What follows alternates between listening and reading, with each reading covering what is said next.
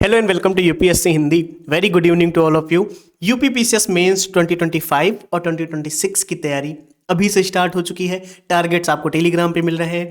आज हम लोग यूपीपीसीएस मेंस जीएस 1 हिस्ट्री के पीवाईक्यू की एनालिसिस करेंगे। हिस्ट्री के पीवाईक्यू में भी मॉडर्न हिस्ट्री और वर्ल्ड हिस्ट्री के पीवाईक्यू की एनालिसिस करेंगे। नेक्स्ट क्लास में आर्ट एंड कल्चर वगैरह की और इंडियन सोसाइटी के ऑर्डर में लेके करेंगे। क्यों? क्योंकि हिस्ट्री एक ऐसा पोर्शन है जो अपने आप में बहुत डाइवर्सिटी रखता है और बहुत बड़ा सिलेबस भी है उसका, अगर देखा जाए। क्योंकि जब भी हम हिस्ट्री की अगर बात करें तो उसके अंदर art and culture, ancient, medieval, modern, post independence and world history सभी आते हैं। और इसकी तैयारी एक ऑर्डर में करना अपने आप में एक बहुत बड़ा चैलेंज है, राइट। सभी को लगता है कैसे पढ़ेंगे, इसको कैसे पढ़ें, इसको कैसे पढ़ें, राइट। और जब भी हम इसके सिलेबस को देखते हैं, और पहले सिलेबस देखते हैं फिर उसके बाद बात करते हैं। जब भी हम इसके सिलेबस पे अगर नजर डालें, बहुत गौर से देखने का, समझने का प्रयास करना, तो सिलेबस में क्या पॉइंट लिखे हैं। सिलेबस में जैसे जब हम मॉडर्न हिस्ट्री की बात करते हैं तो मॉडर्न हिस्ट्री में लिखा है कि महत्वपूर्ण घटनाएं यानी इवेंट्स, पर्सनैलिटीज और इशूज, तीन उसने चीजें बता दी कि महत्वपूर्ण घटनाएं, इवेंट्स बता दिए, इशूज बता दिए और पर्सनैलिटीज बता दी। उसने फिर डायरेक्ट फ्रीडम स्ट्रगल की बात करी और फ्रीडम स्ट्रगल में कौन कौन से फेजेस थे, इसके विभिन्न भागों में जिन लोगों ने अपना कंट्रीब्यूशन दिया वो महत्वपूर्ण व्यक्ति कौन कौन से थे, पर्सनैलिटीज और उनका कंट्रीब्यूशन। मॉडर्न इंडिया का सिलेबस इतने में ही लिमिटेड हो जाता है।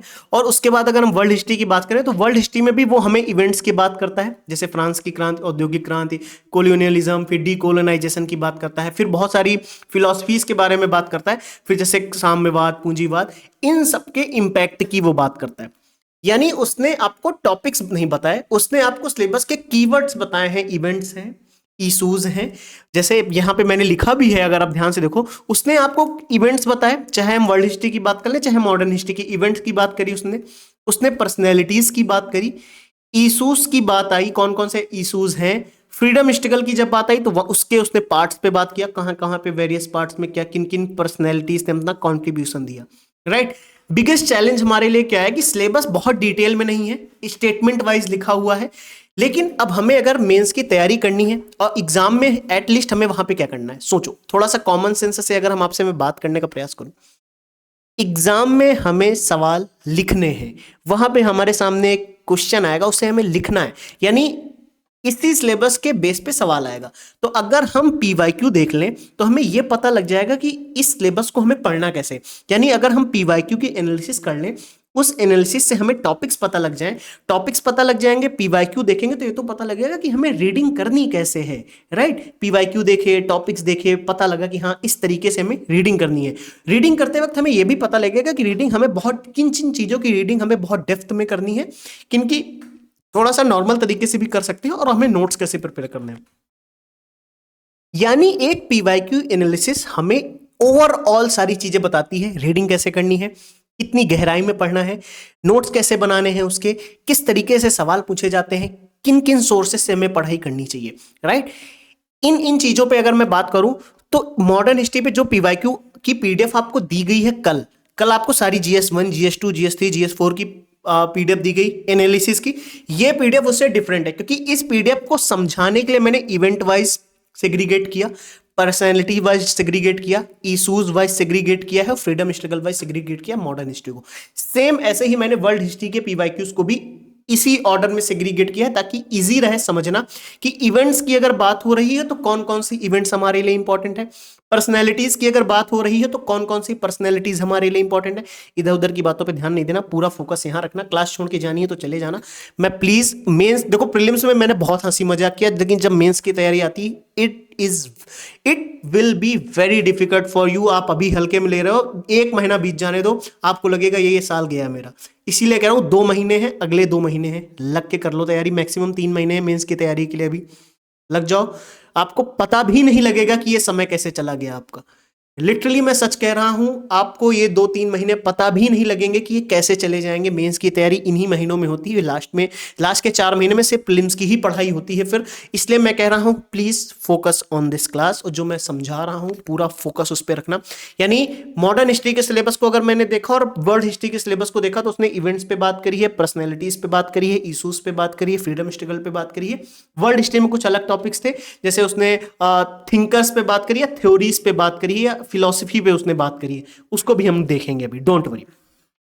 चलो, मॉडर्न हिस्ट्री की अगर हम बात करें तो हमने क्या बोला आपसे कि मैंने इसे इवेंट वाइज सेग्रीगेट कर दिया है, don't worry. Event wise segregate करने में एक फायदा ये रहा है कि हम बहुत आसानी से चीजों को समझ पाएंगे।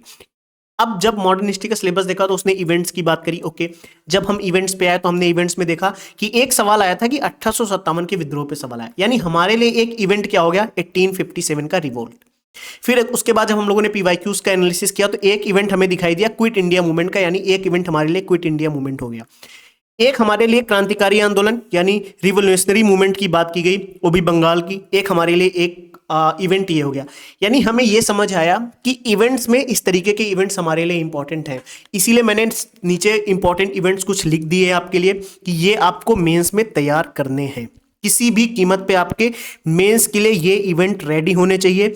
अब देखो ये इवेंट आपको पता लग गए हैं, जब आप बुक्स पढ़ते हो, एनसीईआरटी पढ़ते हो तो और भी इवेंट मिलते हैं, लेकिन ये दीज आर द इंपॉर्टेंट, इसलिए मैंने यहां पे लिखे। इन इवेंट्स को आपको कैसे पढ़ना है एक बार जरा पीवाईक्यू देखते हैं।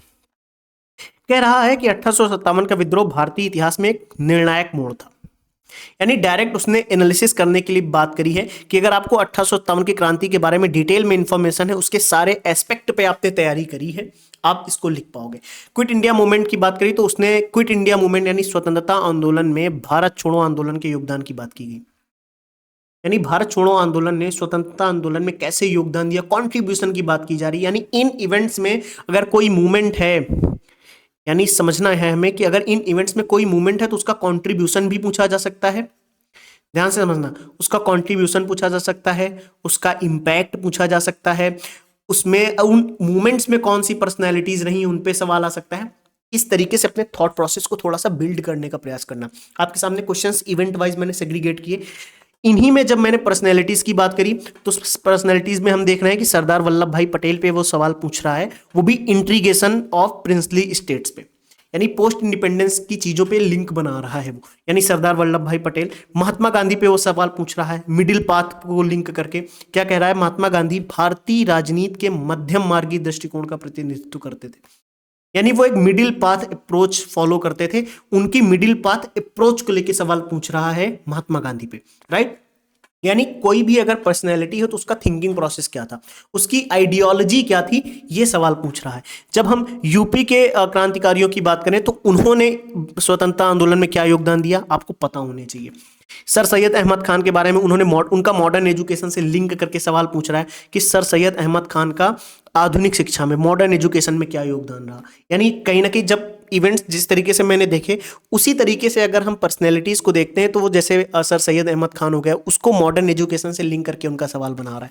फिर वहां पे फिर से सरदार वल्लभ भाई पटेल पे सवाल आ रहा है, यूनिफिकेशन आफ्टर इंडिपेंडेंस, सेम सवाल रिपीट हुआ। देखो देखो सेम सवाल रिपीट हुआ, 2018 का सवाल 2023 में रिपीट हो रहा है या नहीं हो रहा, क्लियर। फिर उसके बाद भगत सिंह पे सवाल आ रहा है, यानी रिवोल्यूशनरी फिलॉसफी कौन कौन से थे, यानी यूपी के रिवोल्यूशनरी क्रांतिकारियों पे बात करी, भगत सिंह पे पूरी बात कर ली कि क्रांतिकारी दर्शन पर प्रकाश डालना, अगर कोई क्रांतिकारी था तो उसकी फिलॉसफी क्या थी, तो आपको पता होनी चाहिए। यानी आपको तैयार क्या करना है, अब जब आप पढ़ने बैठो, जो आपके नोट्स हो, जो आपके सोर्सेज हो पढ़ने के लिए, तो जब आप पढ़ो तो उसको इवेंट वाइज पढ़ना है मेंस की तैयारी के लिए, पर्सनैलिटी वाइज पढ़ना है।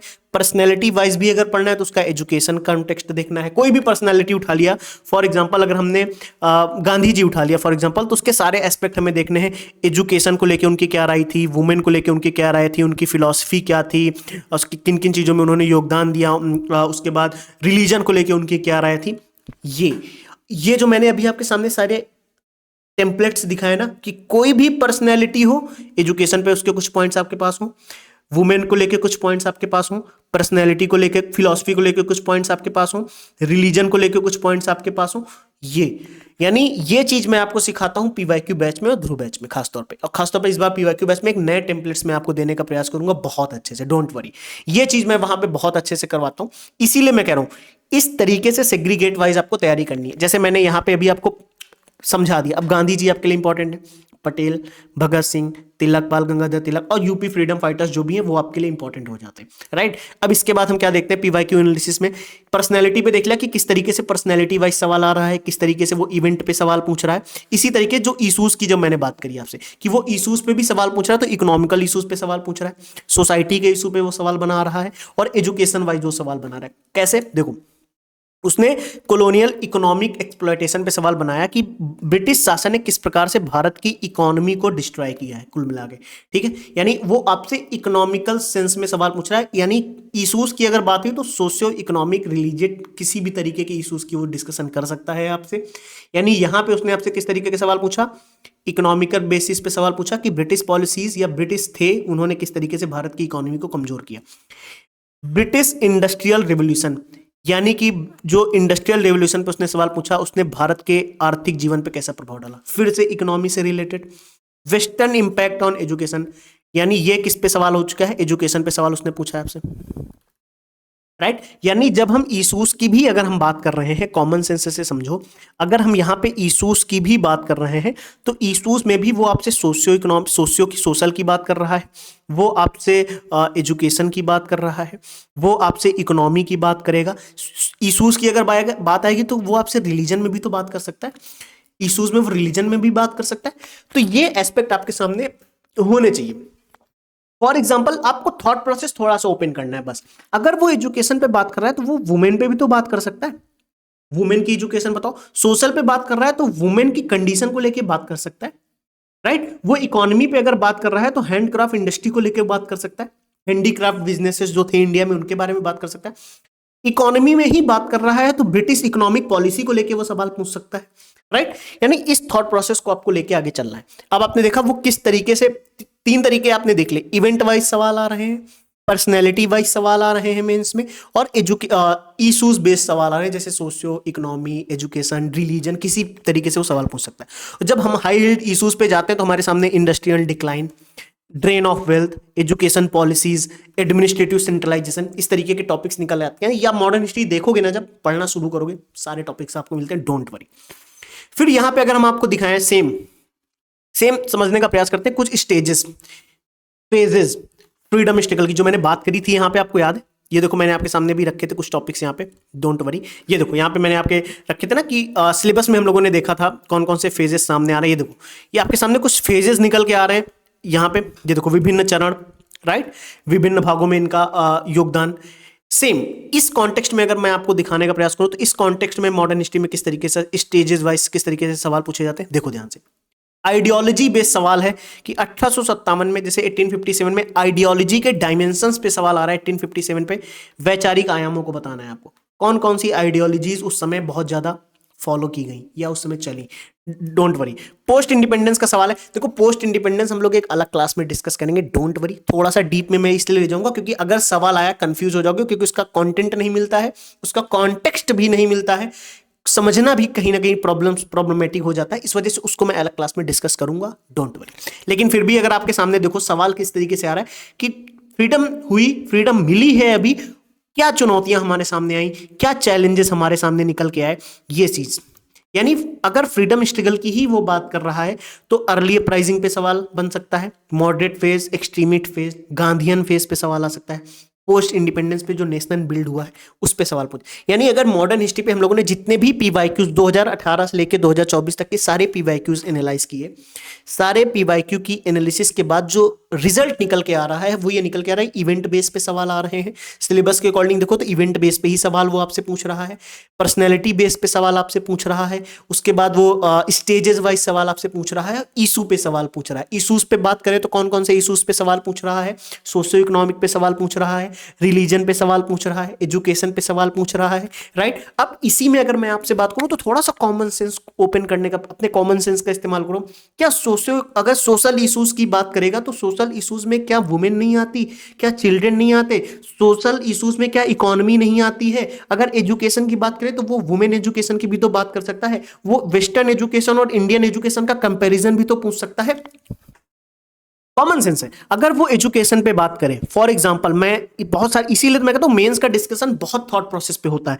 एजुकेशन पे अगर बात करेगा तो वो वेस्टर्न एजुकेशन और इंडियन एजुकेशन का कहीं ना कहीं कंपैरिजन भी तो पूछ सकता है, या ये पूछ सकता है कि वेस्टर्न एजुकेशन ने इंडियन एजुकेशन पे किस तरीके का इंपैक्ट डाला है, ये पूछ सकता है। या ये कह सकता है कि इंडियन एजुकेशन को डिक्लाइन करने में किन किन लोगों का योगदान रहा, या ब्रिटिश एजुकेशन सिस्टम ने किस प्रकार से इंडियन एजुकेशन सिस्टम को डिक्लाइन किया, एनालाइज करो।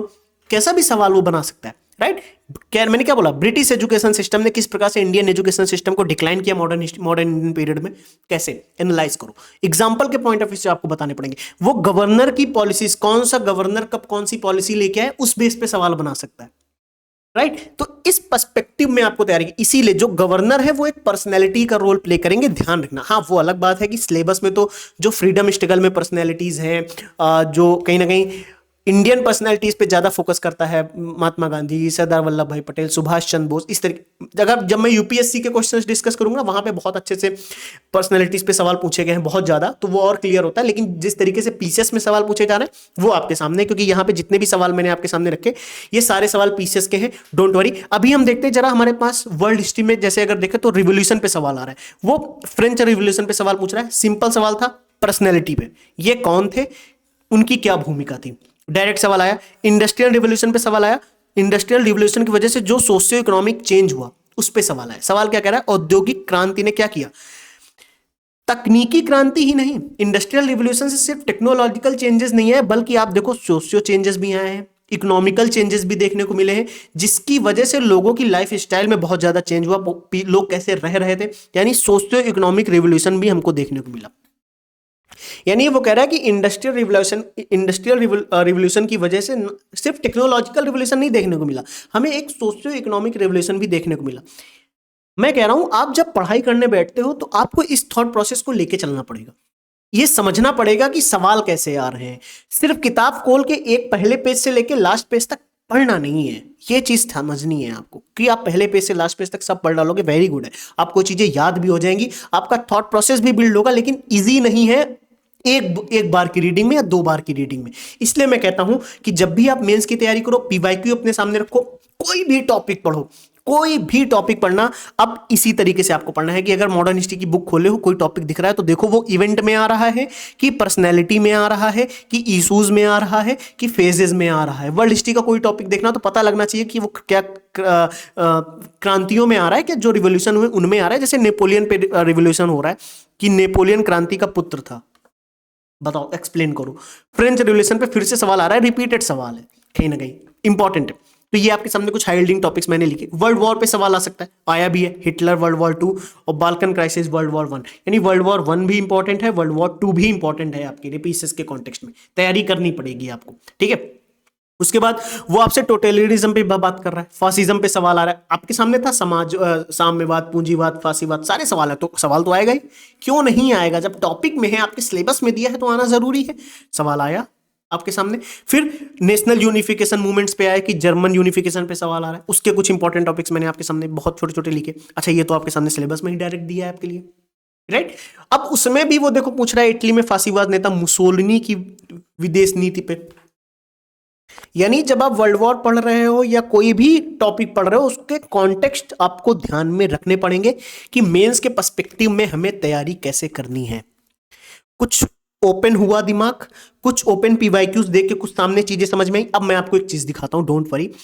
जैसे ग्लोबल पीस इंटरनेशनल इफर्ट्स पे सवाल पूछा गया है वर्ल्ड हिस्ट्री में, world peace after the world war 2, क्या सवाल है, द्वितीय विश्व युद्ध के बाद वैश्विक स्तर पर विश्व शांति के लिए किए गए प्रयासों का वर्णन कीजिए। देख रहे हैं किस लेवल पे सवाल पूछा जा रहा है आपसे।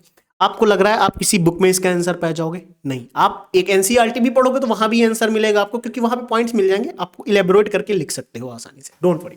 लेकिन अभी हमारे लिए समझना जरूरी ये है कि अगर हम वर्ल्ड हिस्ट्री भी पढ़ रहे हैं या मॉडर्न हिस्ट्री भी पढ़ रहे हैं, सबसे ज्यादा लोग मॉडर्न हिस्ट्री पे ध्यान देंगे इस समय, तो अगर हम मॉडर्न हिस्ट्री भी पढ़ रहे हैं तो मॉडर्न हिस्ट्री पे फोकस किस चीज पे रखना है हमें। इवेंट, कोई भी टॉपिक पढ़ें इवेंट वाइज पढ़ना है हमको, कोई भी टॉपिक पढ़ें इशू देखें, क्या वो इशू बेस है, क्या वो सोशियो इकोनॉमिक इशू पे आ रहा है, क्या वो रिलीजियस इशू है, क्या वो एजुकेशन रिलेटेड इशू है, देखना पड़ेगा। देखेंगे उस अकॉर्डिंग आप पढ़ाई करोगे, ठीक है। अब आते हैं, जरा इवेंट्स देख लिया, इशूज देख लिया, उसके बाद पर्सनैलिटी। किसी भी पर्सनैलिटी को अगर आप देखो तो रुको एक मिनट, पॉज लो, सोचो उसके बारे में कि मान लीजिए मैं मदर टेरेसा की बात कर लूं, मैं सिर्फ कॉमन सेंस पे बात करूं, आप सर सैयद अहमद खान के एजुकेशन वाला पॉइंट देख रहे हो, महात्मा गांधी का बहुत सारे पॉइंट्स आप देख रहे हो। मैं कह रहा हूं कोई भी पर्सनैलिटी आपके पास आए, देखो ध्यान से, यही चीजें मैं सिखाता हूं, वो चीज यहां पे एक बार में सिखाना बहुत मुश्किल है, सिर्फ एनालिसिस में सिखा दूं डिफिकल्ट है सिखाना, प्लीज समझना इस बात को। मैं क्या सिखाना चाहता हूं, जब भी कोई पर्सनैलिटी आपके सामने आए, उस पर्सनैलिटी से किस तरीके से आपको तैयारी करनी है, सभी के लिए तैयारी हो जाए। उस पर्सनैलिटी का आपको एजुकेशन के पॉइंट ऑफ व्यू से क्या पर्सपेक्टिव रहा है, रिलीजन के पॉइंट ऑफ व्यू से क्या पर्सपेक्टिव रहा है, इकोनॉमी के पॉइंट ऑफ व्यू से क्या पर्सपेक्टिव रहा है, सोशल कंडीशन के पॉइंट ऑफ व्यू से क्या पर्सपेक्टिव रहा है। अब सोशियो में भी अगर बात की जाए तो वुमेन के पर्सपेक्टिव, वुमेन कंडीशंस को लेकर क्या पर्सपेक्टिव उसका रहा है, फ्रीडम स्ट्रगल में उसका योगदान रहा है तो क्या योगदान रहा है। इस तरीके से अब उसने किन किन चीजों में कंट्रीब्यूशन किया है, सारे एस्पेक्ट पता होने चाहिए आपको उसके। पर एजुकेशन की भी बात कर रहा है तो वो वुमेन एजुकेशन एक बार आप लिंक करो उसको, क्या उसने ब्रिटिश एजुकेशन सिस्टम के लिए कुछ किया है, सती प्रथा में उसका क्या योगदान रहा है, रहा भी है या नहीं रहा है। यानी ये तो वुमेन का केस आ गया ना, तो वुमेन में सारे केसेस आ जाएंगे, एजुकेशन को लेकर, उनके रिलीजन को लेकर, उनकी मान्यताओं को लेकर, रूढ़िवादी सोच को लेकर। इस कॉन्टेक्स्ट में तैयारी करनी है। अब आप महात्मा गांधी देखो, सारे एस्पेक्ट आपके सामने आने चाहिए, इतने एस्पेक्ट में हमें महात्मा गांधी जी की तैयारी करनी है पढ़ाई की। सरदार वल्लभ भाई पटेल देखो, सारे एस्पेक्ट निकल गए। उन अब सरदार वल्लभ भाई पटेल के कुछ अलग भी एस्पेक्ट्स होंगे, जैसे इंट्रीगेशन वाले कुछ हैं। भगत सिंह का देखोगे तो उनके कुछ अलग एस्पेक्ट्स निकल के आएंगे, कुछ कॉमन होते हैं, कुछ निकल के आते हैं अलग अलग। वो चीजें आपको तैयार करनी है। समझ आया बच्चा पार्टी, समझ आ रहा है? ये देखो थोड़ा सा समझना पड़ेगा, वाकई में मैं कहता हूँ टफ है, इजी नहीं है, लेकिन नामुमकिन भी नहीं है। मैं सामने बैठा हूं, बहुत इजी किया है आज आपके लिए कि मॉडर्न हिस्ट्री अब जब भी आप पढ़ो, मेंस के पर्सपेक्टिव में जब भी पढ़ो, ये पीवाईक्यू की पीडीएफ अपने सामने रखना है। ये जैसे ही क्लास एंड होगी मैं आपको तुरंत की तुरंत ये पीडीएफ देता हूं, अभी डोंट वरी। ये पीडीएफ अपने सामने रखना, कोई भी टॉपिक पढ़ना, देखना वो इवेंट में आ रहा है कि इशू में आ रहा है कि पर्सनैलिटीज में आ रहा है कि पर्सनैलिटीज में आ रहा है, एक और कौन सा था, स्टेजेस में आ रहा है, फेजेस में आ रहा है। ठीक है, तैयारी करनी है, बहुत अच्छे से करनी, किसी भी कॉन्टेक्स्ट में सवाल आपसे वो पूछ सकता है। ठीक है, अब देखो मैं आपसे कुछ चीजें दिखाता हूं। मैंने आपके लिए कुछ चीजें इजी बनाई है, जैसे वर्ल्ड वॉर, ये सारी चीजें आपको मैंने दिखाई। कुछ चीजें इजी बनाई है मैंने आपके लिए, क्या कि हमने कुछ ऐसे टॉपिक्स हैं जिनको मैंने प्रायोरिटी पे रखा है, इन्हीं पीवाईक्यूज के बेसिस पे, सब्जेक्ट के बेसिस पे नहीं। मैंने मॉडर्न हिस्ट्री की बुक नहीं रखी अपने सामने, मैंने मॉडर्न हिस्ट्री के और कहीं के नोट्स नहीं रखे, मैं इन पीवाईक्यू के बेसिस पे मॉडर्न हिस्ट्री के और वर्ल्ड हिस्ट्री के कुछ टॉपिक्स आपको दे रहा हूं। प्लीज इनको पढ़ना है। आपके सामने टॉपिक लिखा है, टॉपिक हिंदी में भी लिखा है, हिंदी मीडियम, डोंट वरी, अगर कंफ्यूजन है तो हिंदी इंग्लिश दोनों में लिखे हैं, और क्यों इंपॉर्टेंट है वो मेंस के लिए समझ में आएगा। ठीक है, जैसे 1857 की बात आई, क्यों इंपॉर्टेंट है, लगातार सवाल आ रहा है। नेशनल मूवमेंट पे सवाल वो पूछ रहा है आपसे, जैसे हर साल देखो गांधी जी पे प्रश्न आया है या नहीं आया, नेशनल मूवमेंट पे आया, सिविल डिसोबीडियंस मूवमेंट पे आया, क्विट इंडिया मूवमेंट पे सवाल वो आपसे पूछ रहा है। ठीक है, फिर पर्सनैलिटीज पे वो सवाल आपसे पूछ रहा है, क्यों सवाल आ रहा है, गांधी जी पे सवाल आ रहा है, ये आपको तैयार करने हैं। इसीलिए क्यों आ रहा है, क्योंकि ये आपको क्यों पढ़ना है, क्योंकि रिपीटेड सवाल आ रहे हैं बार बार। Integration of India post independence पे 2 बार आपने सवाल देखा, 2 बार आया है सवाल, 2018 में भी आया, 2023 में आया। ये एनालिसिस मैंने आपको दी, इस लेवल पे टॉपिक की एनालाइज करके मैंने आपको दिया। ब्रिटिश इकोनॉमिक पॉलिसीज पे ड्रेन ऑफ वेल्थ का कॉन्सेप्ट, डी इंडस्ट्रियलाइजेशन का कॉन्टेक्स्ट। अब वो यहाँ पे पूछ सकता है ना कि इकोनॉमिक पॉलिसी का क्या इंपैक्ट है, राइट, वो आपसे इंपैक्ट पे डिस्कशन कर सकता है। उसने किस प्रकार से भारत की सोसाइटी, सोशल चेंजेस किस तरीके से आए, लोगों की लाइवलीहुड पे क्या इंपैक्ट पड़ा है, या पूछ सकता है वो हैंडीक्राफ्ट बिजनेसेस पे क्या इंपैक्ट पड़ा। बहुत सारी चीजें इसमें हम लोग पढ़ते हैं, डोंट वरी। लेकिन ये अभी परेशान मत होइए, आपको सारी चीजें समझ में आएंगी जब आपको लगेगा।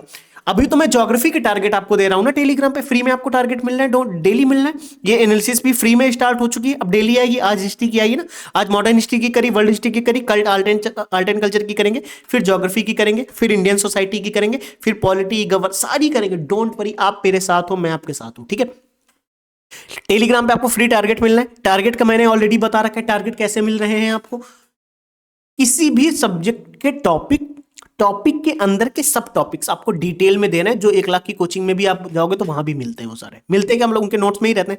आप, मैं कह रहा हूं आप कहीं भी जाओ, कहीं से भी पढ़ो, कुछ भी पढ़ो जाके, वो टॉपिक्स आपके कवर होने चाहिए। जैसे मैं ज्योग्राफी के टारगेट आपको दे रहा हूं, आप देखो सुबह, मैं आपको डेली सुबह ज्योग्राफी के टारगेट देता हूं, डेली अभी मेंस की ज्योग्राफी के टारगेट मैं आपको दे रहा हूं। टॉपिक्स लिखे रहते हैं, टॉपिक्स के अंदर के सब टॉपिक्स लिखे रहते हैं, ताकि आपको पता लगे कि इस टॉपिक्स में क्या क्या पढ़ना है आपको। ठीक है, जैसे western education system, social reform movement पे सवाल इंपॉर्टेंट है पढ़ना। कुछ फेजेस हैं, यही फेजेस की तो मैं बात कर रहा हूँ, मॉडरेट फेज, एक्सट्रीमिट फेज, क्रांतिकारी जो फेज रहा है। यूपी के फ्रीडम स्ट्रगल पे सवाल आपको तैयार करना पड़ेगा। ठीक है, ऐसे ही मैंने यहाँ पे मॉडर्न वर्ल्ड हिस्ट्री के भी टॉपिक्स दिए, मैं पढ़ूँ बार बार वही चीज़ है। ये तो आप कॉमन सेंस से खुद ही देख सकते हो क्यों जरूरी है। ये मैंने पीवाईक्यू के बेस पे ही निकाले हैं मैंने आपके लिए। ठीक है, अब क्या जरूरी है समझना यहाँ पे। डोंट, रुको 5 मिनट और रुकते हैं, उसके बाद आप जाओ। क्या जरूरी है समझना, व्हाट इज इंपॉर्टेंट। सबसे इंपॉर्टेंट पॉइंट यहां पे मैं आपको जो समझाना चाहता हूं, सोर्सेज, वेरी इंपॉर्टेंट। सोर्सेज बहुत जरूरी है समझना आपके लिए कि कौन से सोर्सेज आप फॉलो करें जिनसे आप आसानी से चीजों को क्लियर कर सकें या आप कवर कर सकें। तो समझते हैं मॉडर्न हिस्ट्री के लिए और वर्ल्ड हिस्ट्री के लिए, ठीक है। हम मॉडर्न हिस्ट्री पे आते हैं सबसे पहले और वर्ल्ड हिस्ट्री पे आते हैं। अगर आप वर्ल्ड हिस्ट्री पढ़ना चाहते हो तो बेटा मैं फिर से कहूंगा एनसीईआरटी आपके पास है, उठा लेना, पढ़ लेना, डोंट वरी। लेकिन उसके बाद आप आ जाओ ध्रुव बैच में, ठीक है। ये यहाँ पे जो वर्ल्ड हिस्ट्री के आपको नोट्स वगैरह जो प्रोवाइड किए गए हैं, मैं बात करूंगा अगर नोट्स आपको मिल पाएंगे, अदरवाइज इसमें मैंने मॉडर्न वर्ल्ड हिस्ट्री के डिटेल में नोट्स दे दिए हैं, प्रॉपर अच्छे से सारे टॉपिक्स, जितने सिलेबस में पॉइंट्स हैं हर एस्पेक्ट को कवर करते मैंने खुद उसमें वर्ल्ड हिस्ट्री के नोट्स को एनालाइज किया है, बनवाए हैं, मेरे ही सामने वो नोट्स बने हैं, मैंने ही उसमें काफी काम किया है। आपको मिल जाएंगे, आप ध्रुव बैच में आओगे तो बहुत अच्छे से कवर किया। अदरवाइज एनसीईआरटी बहुत आपको बहुत ग्रोथ देगी वर्ल्ड हिस्ट्री के लिए। अभी समझते हैं और क्या कर सकते हैं, डोंट वरी। अभी बेसिक सोर्स मैंने आपको बताया मॉडर्न हिस्ट्री। ओल्ड एनसीईआरटी या तो हो आपके पास बिपिन चंद्र वाली, या फिर यही तो शायद ऑक्सफोर्ड या कौन सा एक पब्लिकेशन है जो पब्लिश करता है मॉडर्न हिस्ट्री, जो बिपिन चंद्र की एक आती है 12th, जो ओल्ड एनसीईआरटी नहीं थी क्लास 12th 11th 12th वाली, वही वो आप ले लो, आपके लिए वो सफिशियंट है। प्लीज समझना मैं क्यों बोल रहा हूं सफिशियंट है। एक वो हो गई एनसीईआरटी के अलावा, मतलब यही वो ओल्ड एनसीईआरटी और स्पेक्ट्रम। स्पेक्ट्रम में आप देखोगे ना, जब इकोनॉमिक पॉलिसी की अगर बात की गई, जैसे मैं आपको एग्जांपल देता हूं, देखो कहने को तो बहुत लोग कहेंगे spectrum is not sufficient, Laxmikanth is not sufficient. भाई साहब पूरी पढ़ के देखो, एक बार पढ़ के देखो, आपको पता लगेगा 800 पन्ने फर्जी नहीं है उसमें। मतलब 800 पन्नों में कुछ इधर उधर की बातें नहीं लिखी गई, काम की बात है।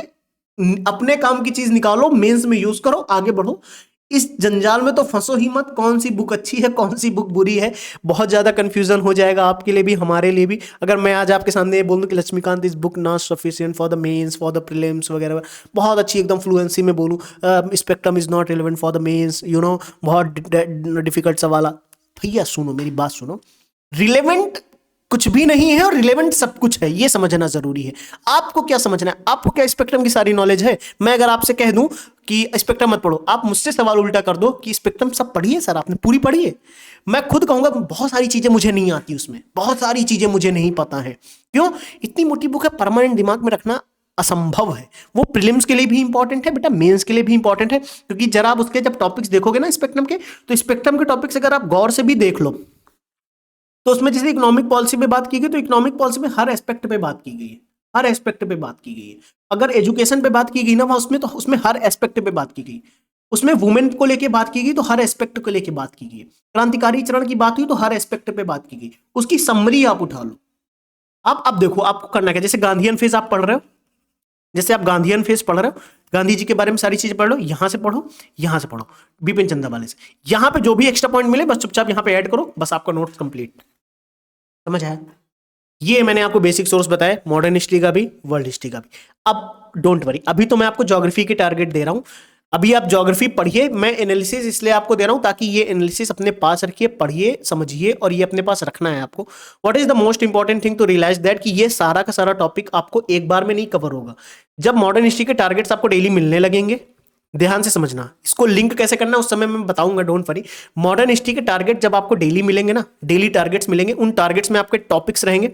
टॉपिक्स में भी जैसे आज हमने देखा कि इवेंट बेस पे सारी चीजें आ रही हैं, तो इवेंट बेस पे जैसे गांधी जी जिस दिन मैं दूंगा ना, तो उस दिन गांधी जी के सारे एस्पेक्ट मैं आपको दे दूंगा कि ये पढ़ना है गांधी जी में आपको। मैं आपको अगर कोई भी टॉपिक दूंगा कि बोलूंगा 1857 का रिवोल्ट आपको पढ़ना है, तो 1857 के रिवोल्ट में ये तो टॉपिक हुआ ना आपका, इसके सब टॉपिक्स आपको पता होने चाहिए ना, क्या क्या पढ़ना है, सारे टॉपिक सब टॉपिक्स मैं आपको दूंगा, सारे जितने एस्पेक्ट हो सकते होंगे सब मैं आपको दे दूंगा, जो पढ़ लो जाके। अब देखो कोई चीज बेटा ना मिले बुक में, चाहो यूट्यूब पे फ्री में अवेलेबल है पूरी नॉलेज। यहां पे मैंने आपको मान लो 2 3 4 5 6 टॉपिक्स दे दिए, मान लो चौथा टॉपिक आपको नहीं आता, आपको बुक में भी नहीं मिला, आपको कहीं नहीं मिला, जाओ ना यूट्यूब पे, क्या लगता है आपको वो चौथा टॉपिक यूट्यूब पे नहीं मिलेगा? 100% मिलेगा, 100% मिलेगा। लेकिन जो बच्चा ध्रुव में है तो वो तो बहुत सारी चीजें कवर करेगा ही। अब आपको समझ में आएगा ये आपकी, इसीलिए मैंने पहले भी बोला, जो बच्चा ध्रुव कर रहा है उसने टारगेट लिंक कर लिए, फोड़ के आएगा एग्जाम, 100% फोड़ के आएगा, 100% फोड़ के आएगा एग्जाम। अब देखो यहाँ पे क्या है, एक सबसे मैं आपको चीज बताता हूँ, पीवाईक्यू एनालिसिस तो मैंने पूरी कर दी, सारी चीजें आपको समझ में भी आ गई होंगी आई थिंक। कोई भी डाउट है आप कमेंट कर देना। One thing is very important, one thing, ये सारे पीवाईक्यू मॉडर्न हिस्ट्री के पीवाईक्यू बैच में आपको करवाए जाएंगे। ऐसे ही मॉडर्न हिस्ट्री, ऐसे ही art and culture, Indian society, geography, polity, governance, IR, social justice, economy, agriculture, environment, science and technology, disaster management, internal security, सारे पीवाईक्यू 2018 से लेकर 2024 तक सारे के सारे पीवाईक्यू आपको पीवाईक्यू बैच में करवाएंगे। और जब मैं GS2 GS3 आपके लिए करवाऊंगा, ऐसे ही वहां पे भी सेग्रीगेशन आपको मिलेगा। जैसे इवेंट है, इवेंट के टेम्पलेट्स क्या होने चाहिए आंसर लिखने के, कि इवेंट्स पे कोई सवाल है, बस उस टेम्पलेट्स को यूज करो, लिख के चले आओ बस। इशू पे सवाल आएगा, वो टेम्पलेट आपके पास रहेगा कि अच्छा इशू पे सवाल है, बस ऐसे ही लिखना है मेरे को, लिख के चले जाएंगे हम। अच्छा पर्सनैलिटी पे सवाल आया, चलो यही पॉइंट्स लिख के आने, लिख के चले आओगे। इस लेवल पे मैं आपकी तैयारी करूंगा पीवाईक्यू बैच में, ठीक है। चलो ये मैंने आपको सारी पीवाईक्यू बैच की बात बता दी। ध्रुव की भी मैंने बात बताई। ध्रुव में क्या होगा, जैसे मैंने पहले ही बता रखा है कि ध्रुव में आपको क्वेश्चंस के फॉर्म में 500 से ज्यादा क्वेश्चंस के फॉर्म में पूरा सिलेबस कवर हो जाएगा। तो आपको क्या लगता है टॉपिक्स वहां पे कवर नहीं होंगे? ऑलरेडी कवर होंगे कहीं ना कहीं, लेकिन वो टॉपिक्स कवर होने क्वेश्चंस के फॉर्म में, यानी आपका थिंकिंग लेवल ही अलग हो जाएगा। टारगेट आपको क्या करेंगे, नॉलेज, कंटेंट का बेस बढ़ाएंगे। इसीलिए मैंने कल की क्लास में बताया था, जिन लोगों ने कल की क्लास करी उनको बताया था, कंटेंट पहला पिलर, दूसरा पिलर पीवाईक्यू एनालिसिस, तीसरा pillar answer writing. Answer writing के लिए आपके पास सृजन है, कॉपी इवेल्युएट होगी, कॉपी चेक होगी, कैसा लिख, ध्रुव से और पीवाईक्यू बैच से सीखो कैसे लिखना है। टारगेट से कंटेंट स्ट्रांग करो अपना, टारगेट से कंटेंट स्ट्रांग हो रहा है, ध्रुव और पीवाईक्यू बैच से आपको समझ में आ रहा है कैसे लिखना है, कैसे पढ़ना है, सारी चीजें कंटेंट के साथ साथ सब कुछ कवर हो रहा है आपका। सृजन बैच में आओ, उसको अप्लाई करो, जो सीखा है अप्लाई करो, चेक करो, वहां भी कंटेंट की हेल्प होती है आपको। चलिए, थैंक यू, टेक केयर। कोई भी डाउट है कमेंट करके जाना। और एक चीज, you will clear UPPCS mains 2025-2026, ठीक है। करोगे या नहीं करोगे, लिख के जाना सर आई विल क्लियर, बस इतना लिख देना, मैं समझ जाऊंगा। लिखना आई विल क्लियर, साथ में करते हैं मेहनत, साथ में करेंगे, ठीक है। मैं बैठा हूं ना यहाँ पे, कोई दिक्कत नहीं होने देंगे। I will promise to you, कोई दिक्कत नहीं होगी आपको, किसी भी सब्जेक्ट में नहीं होगी जब तक मैं यहां बैठा हूं। कैसी भी दिक्कत हो मैसेज करो मेरे को, मेरी आईडी है आपके पास, मैं ग्रुप में रिप्लाई देता हूं, वहां मैसेज कर दो, वहां पे मेरी आईडी मिल जाएगी, पर्सनल मैसेज कर देना मेरे को, मैं रिप्लाई दूंगा, ठीक है। मैं जब भी देखूंगा रिप्लाई दूंगा, मैं देता भी हूं। तैयारी करनी है ना, मन से करना है, भटकना नहीं है इधर उधर। सारी एनालिसिस आपके सामने दे दी, फॉलो करो इसे, फॉलो करना इसे। ज्योग्राफी पढ़ रहे हो, पढ़ते रहना, इस एनालिसिस को देखना, समझना, कुछ नहीं समझ आ रहा है पूछना कमेंट में, ठीक है। और क्या इंप्रूव करूं मैं, हाँ ना, नोट्स कैसे बनाने हैं ये मैं बताऊंगा जब मैं इसी मॉडर्न हिस्ट्री की पीवाईक्यू जो फ्री में मैं कराऊंगा, एक एक दो पीवाईक्यू में कराता रहूंगा ना फ्री में यूट्यूब पे, वहां पे मैं बताऊंगा कब से शुरू हो रहा है। 1-2 दिन में मैं अपडेट दे दूंगा, डोंट वरी, ठीक है। नोट्स कैसे बनाने इसका भी मैं अपडेट जल्दी दूंगा, कैसे नोट्स बनने चाहिए ताकि ईजी रहे, ठीक है। चलो, thank you, take care, bye bye.